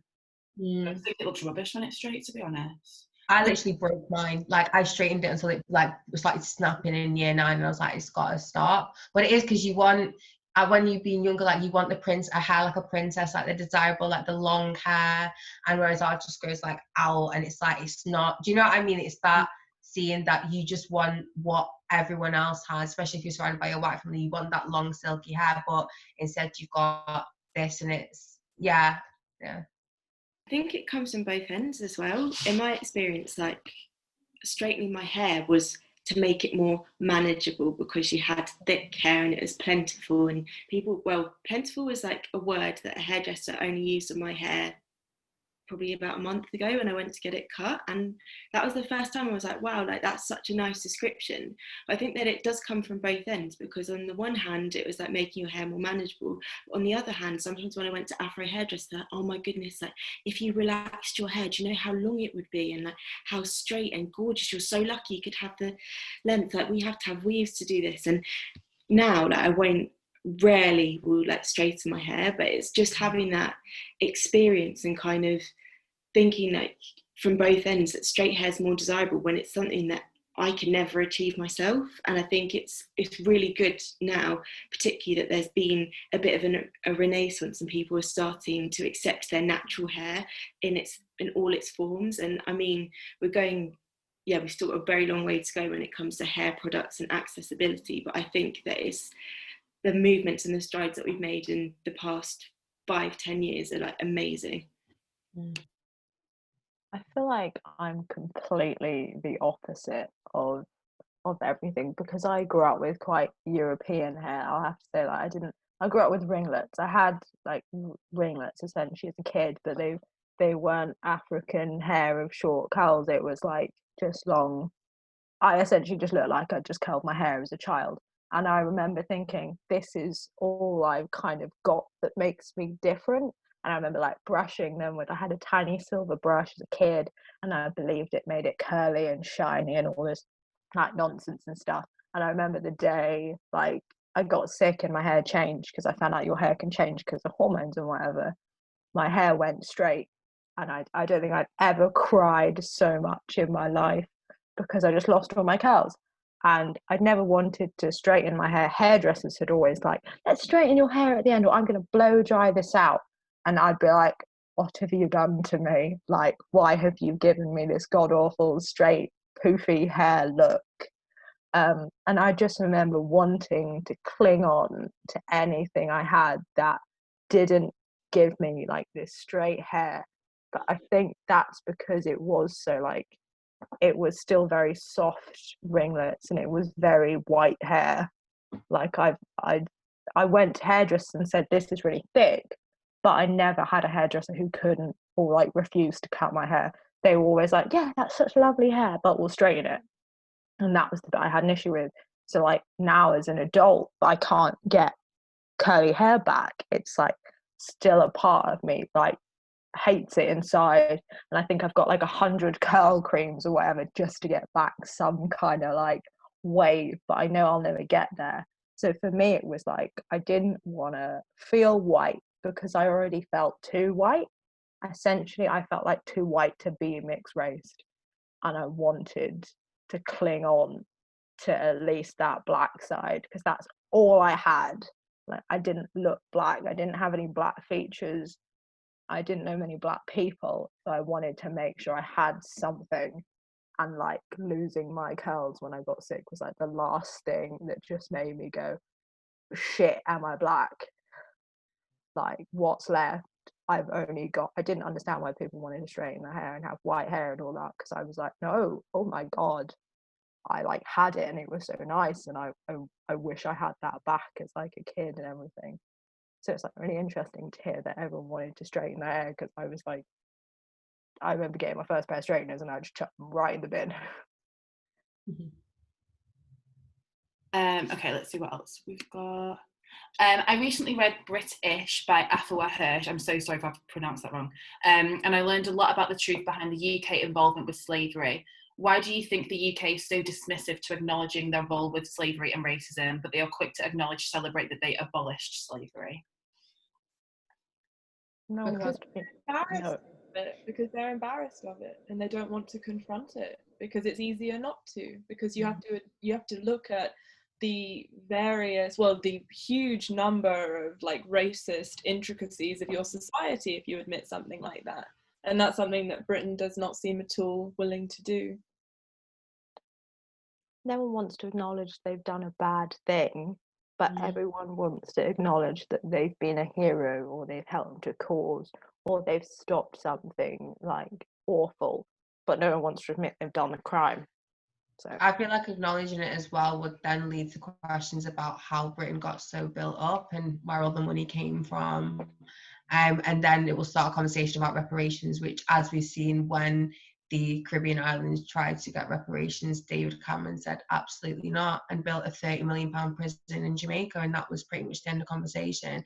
I think that it would just it would completely destroy this idea of like British exceptionalism and this idea that Britain is this amazing island, this 1 in a million people. I think the British identity couldn't survive if they acknowledged what they'd actually done in the past and acknowledge the damage that they've done to the rest of the world, because I think the British identity is far too fragile to deal with anything too heavy, and that is such a heavy burden that they just act legally blind and think, I can't see it, I can't hear it, I'm not involved, basically.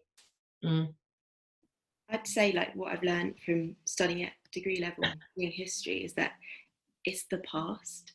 Britain has the opportunity to learn from their mistakes. They can move on. I don't know anyone else or any other nations or any other environments that are allowed to just kind of accept that they did a wrong and move on. But I guess that's something that's inherent in Britain, and it's kind of at the root of our society, and it's expanded so much since then, and it's been built on slavery that there's nothing else that we're going to have to reconstruct the whole of society to kind of address that issue. And I think that's something that's going to take too long, so it's easier to just acknowledge and move on.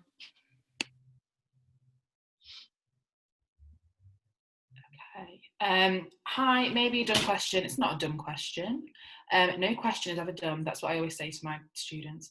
But do you ever feel as though your white parent, I think we may have addressed this a little bit already, but we'll just go back to it again. But do you ever feel as though your white parent doesn't understand the struggles you face with regards to race?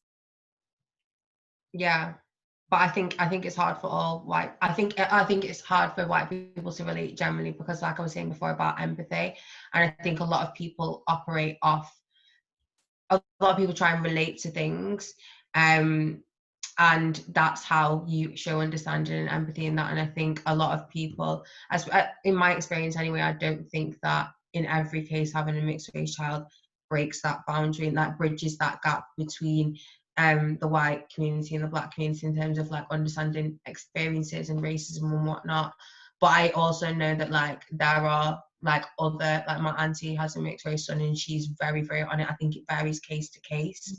I don't think it's a rule, but I think as a rule it is difficult to understand something that you've never experienced, unless, like you're saying, like your parents have experienced it secondhand through you and got really upset about it. But I think it's personal.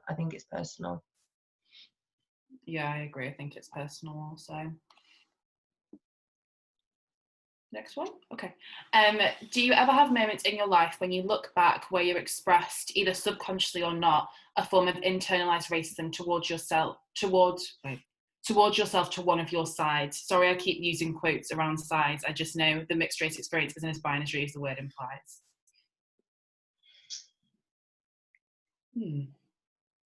I don't know. I can't be racist to my white side, can I? Because that doesn't exist. So it's like it would only towards my black, and I don't think. But then again, this is like,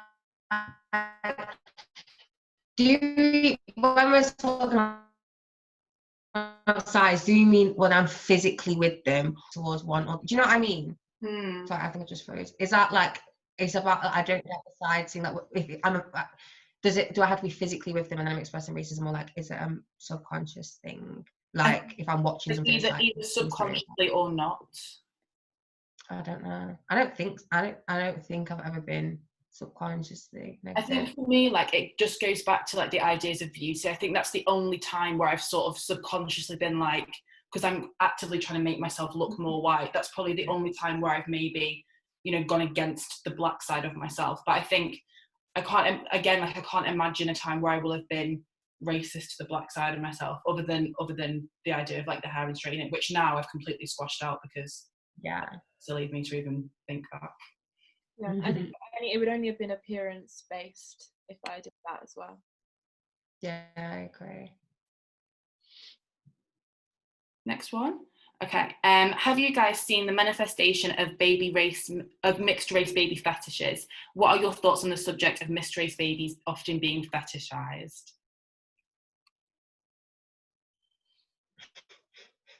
I hate this for a lot of reasons. Mm. I think on the one hand, mixed race babies and people who fetishize them, it's disgraceful, it's disgusting, and it's a problem. But I don't think that should cloud the whole experience of mixed race parentage and parenthood. And I feel like sometimes, especially on social media, it does. Like it stems. There was a long time where mixed race people existed, where mixed race babies weren't fashionable.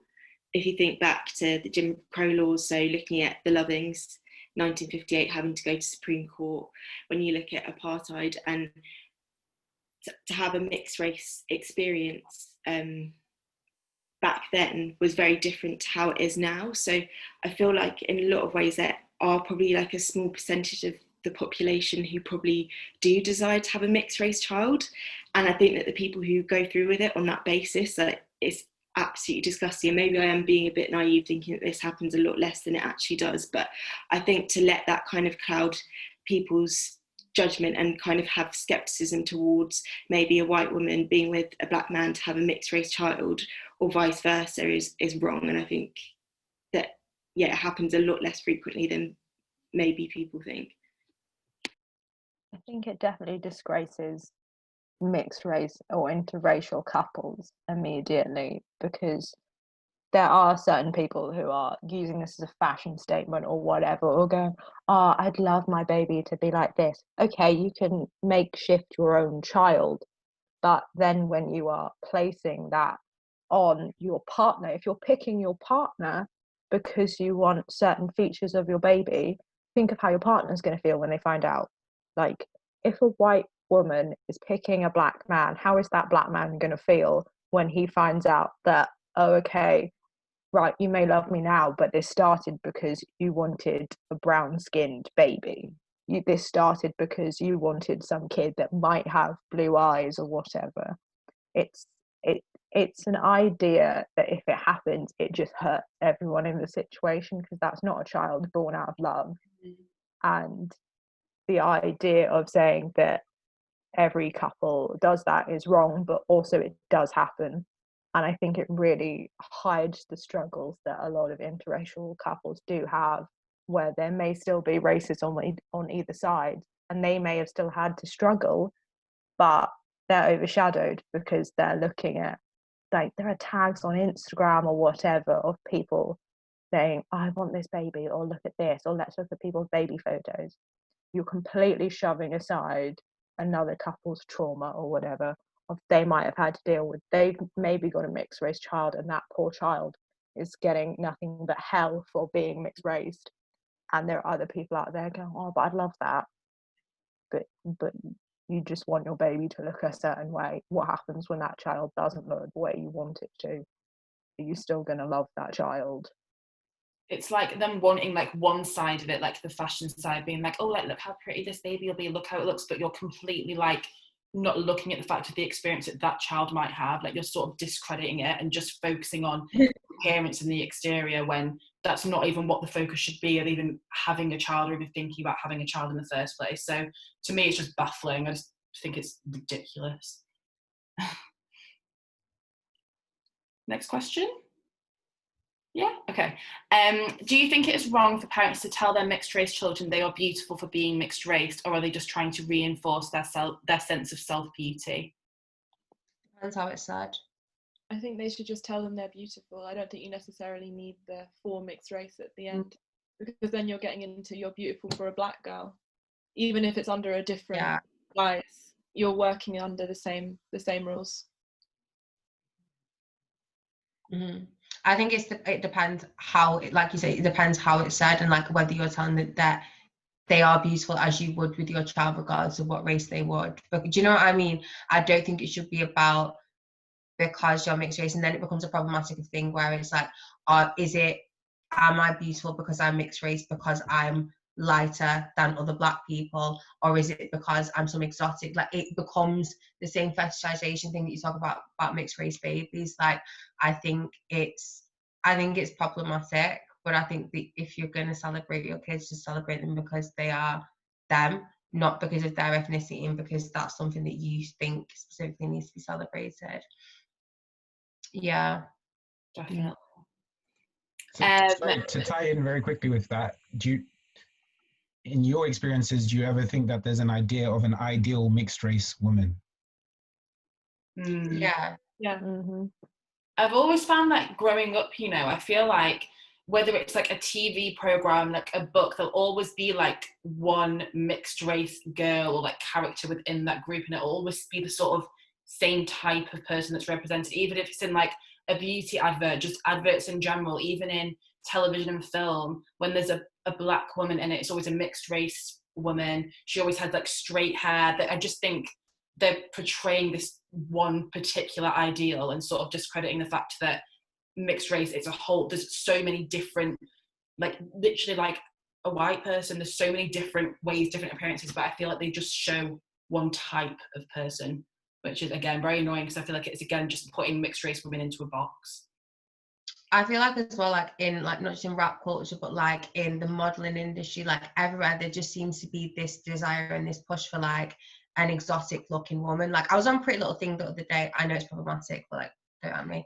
And they're all like, all the models are the same skin color, but like they're all different races. So there was like an Asian model, a black model, like a mixed race model, a white model, but they're all so like tanned, and they've got their hair in a certain way. They might do the baby hairs. Like, there just seems to be this in society generally now. This type of woman is attractive, like your Kardashian, that type. Do you know what I mean? Like, that is seen as attractive.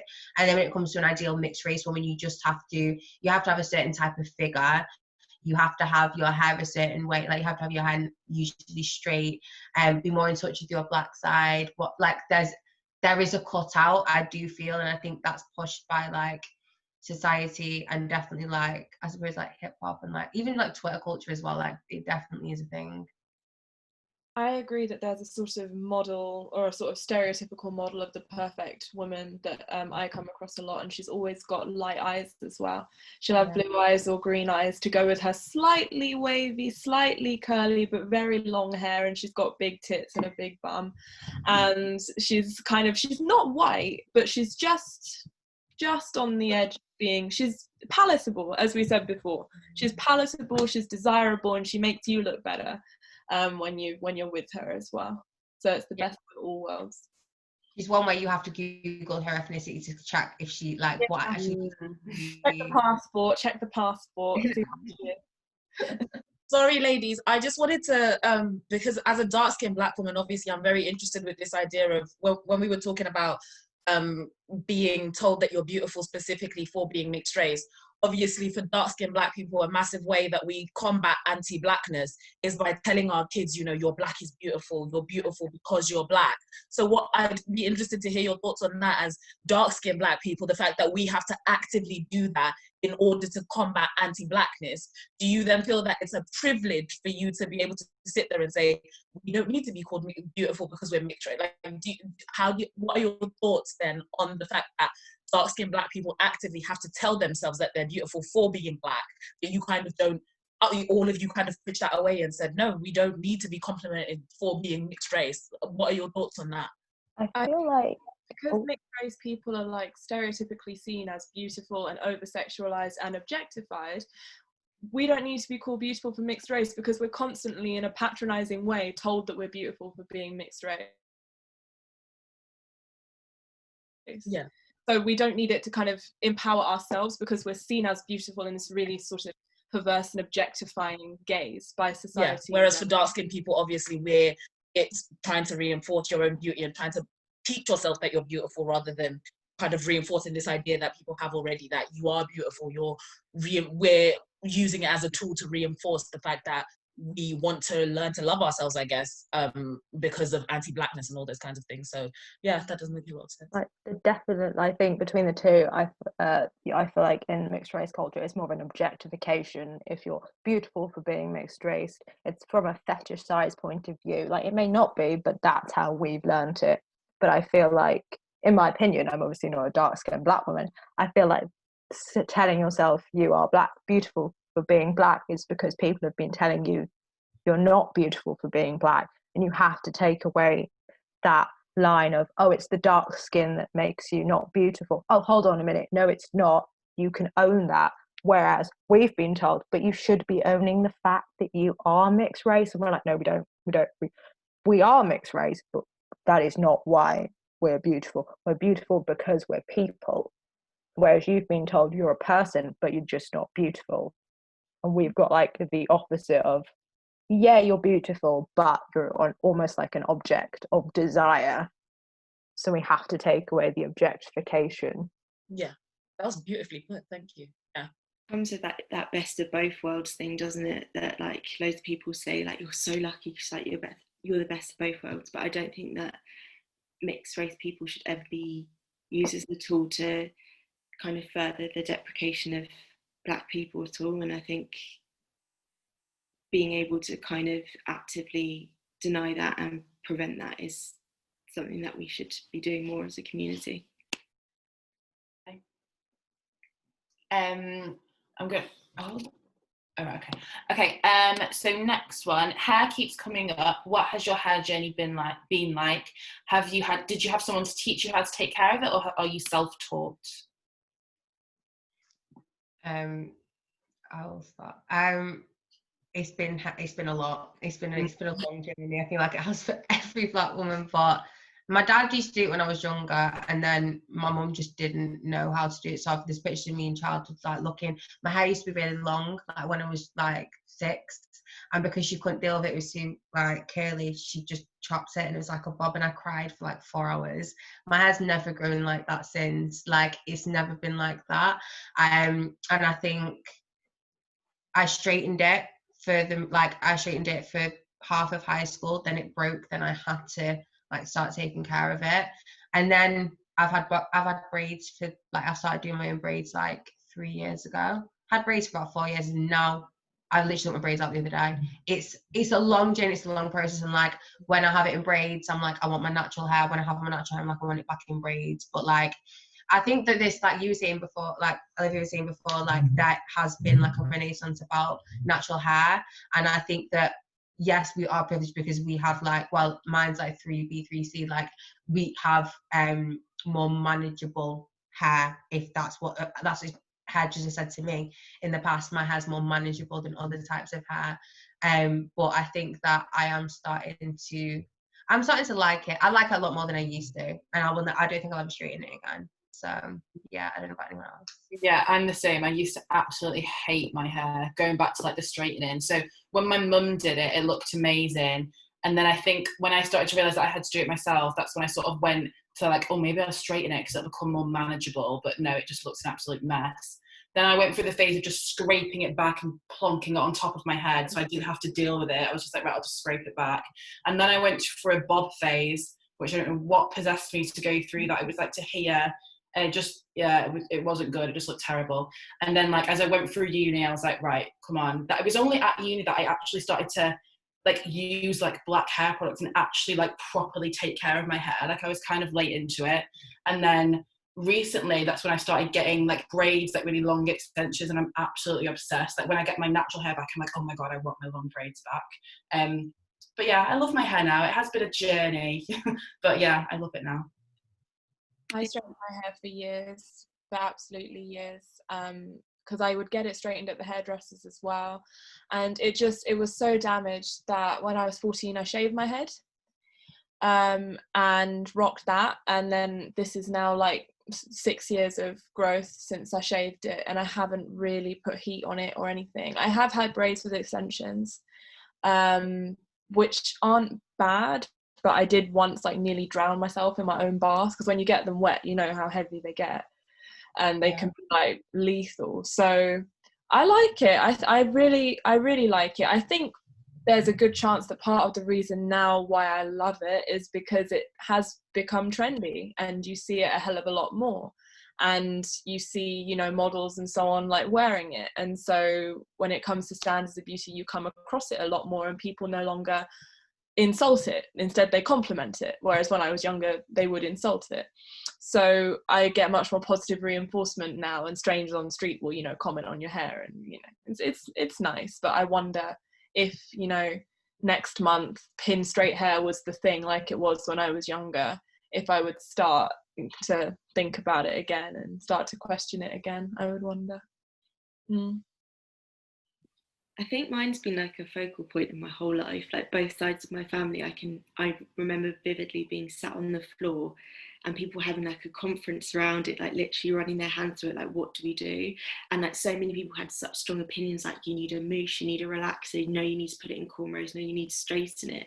And it was about finding out what to do with my hair. And I think when I was probably in about sixth form was the time where I went to a hairdresser's for the first time, and they explained the different phases of my hair. They explained that some areas will be a different texture to others, and that's how I started to learn how to care for it. And I think obviously, as I said, the renaissance and the wider accessibility of products and kind of YouTube and people becoming more kind of confident to speak up about natural hair has kind of really helped. But yeah, I don't think I'd ever kind of go back to trying to change my hair. I'm happy with it as it is now. Okay, this is a question for Aidan and Ella. Aidan and Ella, you mentioned that you were more in touch with your white side growing up due to your white friends and or the white side of your family. Was there a defining moment where you embraced your black side, or was this something that happened gradually? Aidan, you want to go first? I would say, to be honest, it was pretty recent. It was with the start of all, well, I say the start of BLM has been going on for a very long time. When it came back into fashion, as we'll say, as it appeared again, it did kind of make me sit down. I think it was then that I was kind of old enough and I was doing my own thing, and I wasn't completely surrounded by white people, and it was a start of me noticing that I wasn't, like, I was the only brown face in the office, or because in engineering I'm surrounded by men, so I was noticing that I was the only woman, and then I was beginning to notice I'm the only woman of color. Oh, hold on, like, and that, so it's been more recent, only in the workplace, that I've kind of gone, oh, hold on, I don't like the fact that I have been okay with being called white so much. I don't like the fact that I let people get away with saying like, oh yeah, but you're really white though. You just tan, don't you? Oh, but you don't really understand. So it was kind of like they all built up, and all the little microaggressions that I finally realised, I was like, I've been doing a disservice to like half my family for so long that I now need to sit down and kind of almost have a word with myself and start almost, well, not owning my black heritage, but stop being afraid to assume certain things were not kind of seen as all right and certain things were faux pas, especially because I was seen as so white, and that started hurting when people were saying I was white. It started kind of feeling like someone was taking away half of me. I would say I don't want the person who gave this question to feel like I'm picking on them, but I seriously don't know what the hell a black side means. What is it to have a black side? What is it to have a white side? How do you define black? I can't define black. I can't define what it means to me. I can't define what a black person is. So this idea that you've got a clear divide between a white side and a black side, and that suddenly you can realize that you've got a black side or a white side, or what even what it even means as a phrase, what blackness even means, what it means to be black, to act black, to talk black. Are these things actually definable? Can you actually ask questions like that? I don't know. I don't think so.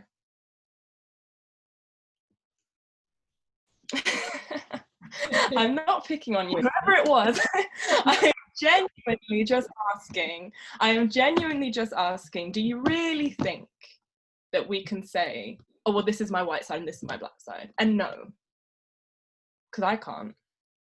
I think it's, again, like this idea that we're boxed into one type of thing, and this like idea that stereotypes are still clearly so ingrained in society, the idea that like, oh, if you're black, you have to act like this, and you will listen to this, and you will hang around with these sorts of people. And I think it's just like learning that it's not two sides, we're mixed race. That is what we are. It's not like, oh, today I'm going to be a bit white, or today I'm going to be black. It's what we are, like universally, and all the time we are black and we are white. That is what we are, because we're mixed.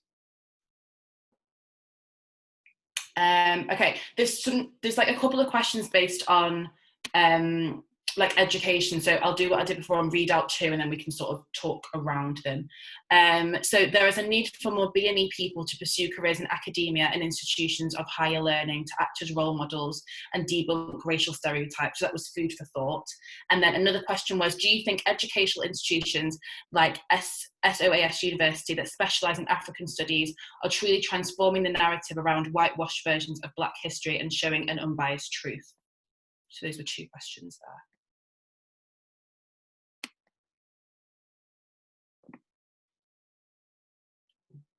I don't know about SOAS to comment.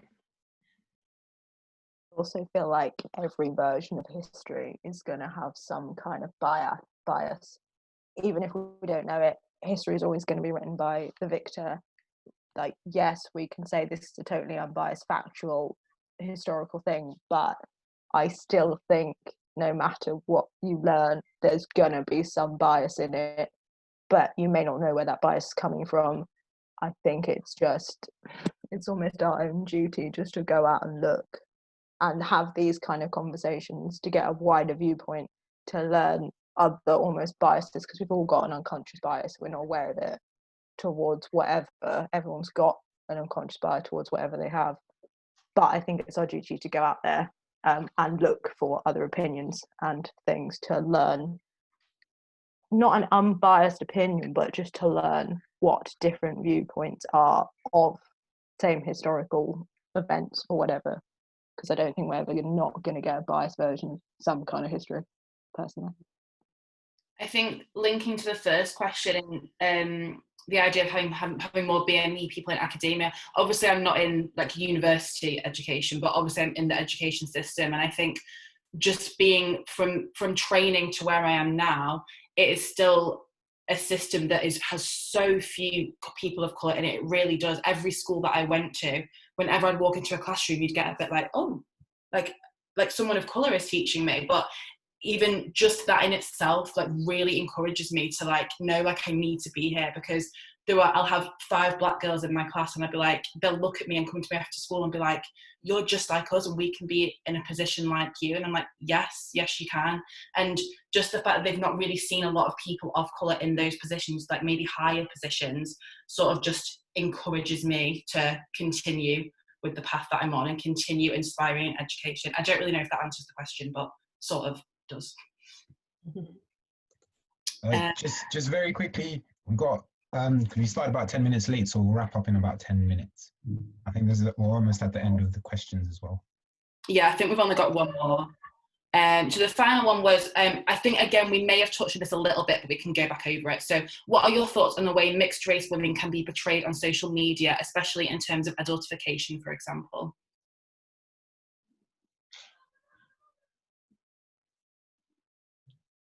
Especially in terms of what? Adultification? Mm. As in like girls being fast and whatnot. Is that what we're talking about? As in like, I'm not sure. Sexualizing mixed race women and that. I think that's an issue for black women generally, like that idea that we become sexual at a much younger age, and we don't move the same as white female children. I think that's something that I've always been aware of. But I think, like we were saying before, like social media, there is this a stereotype of a Black woman, and it is just like hypersexualized, like without, I do love about Cardi B, like that type of like very in your face, and I think that trickles down, and even subconsciously people tend to think that is what mixed race in some mixed race women must be like in some sense. Assumptions, doesn't it, as well? People assume things about you because they see things on social media and they see people being so out there, so they think, oh well, she must be like that because she's obviously of the same color. Which I think is like the danger of social media sometimes. I think especially nowadays with social media, again going back to stereotyping, it's that one type of Black girl that's being shown, and everyone will assume that she will like the same things and act like that. So even though social media in itself is an amazing tool, I think it can help to reinforce stereotypes at times as well. I think that is the end of our questions. I don't know if anyone wanted to like add anything. Oh, this was like the definition for adultification. So adultification bias is a form of racial prejudice where children of minority groups such as African American girls are treated as being more mature than they actually are by a reasonable social standard of development. So it's basically what we thought it was. Yeah. So I don't know if anyone had like any final thoughts or any last like final things they wanted to say before we wrap it up.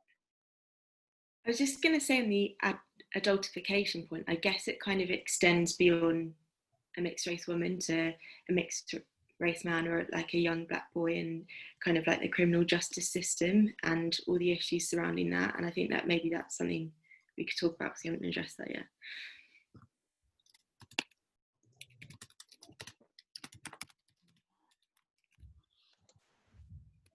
Sorry,